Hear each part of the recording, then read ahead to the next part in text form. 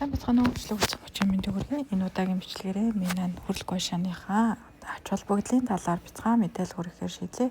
За хүрэлт гуйшааны арсны цусны эргэлтийг идэвхжүүлж, арсны өнгийг сэргээж, арсны эд эсүүдэд хүчил төрөгчийг илүү их хүчил төрөгч болон тэжээл очиход тусалдаг гэсэн үг. За ингэснээр арс эрүүл толгоор өнгө нь маш их гоё гэрэлтэж сэрэгдэг байх нэ. Тунгалахын шингэнийг зайлуулна. За мөн коллагены идэвхжлтийг нөлдвөрлөх явцыг идэвхжүүлнэ гэсэн үг. За хүрэлт гуйшааны гадаргуунуудаа арсанд зөөлөн массаж өгснөөр арсны гүнд байгаа эд эсийг идэвхжүүлж коллагенийг нэмэгдүүлдэг байх нь шүү дээ.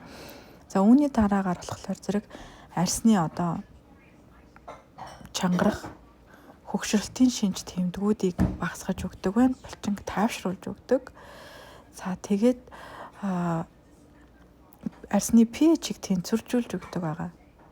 За байглаасаа шүлтлэг чанартай учраас pH-ийг тэнцвэржүүлж хадгалдаг байгаа шүү. За мөн үрслийн эсрэг үйлчлэгээтэй хүрэлт гуйшаагаар илэлэг хийх нь нөхцөлтийг багасгах, арсны өнгийг сэргээх, арсыг чангалах гэд яг мөнгөн гуйшааны ижил үйлчлэгээтэй байгаа. Өнөө үед маш боломжтой байгаа. Монгол, Солонгос, Америкт бэлэн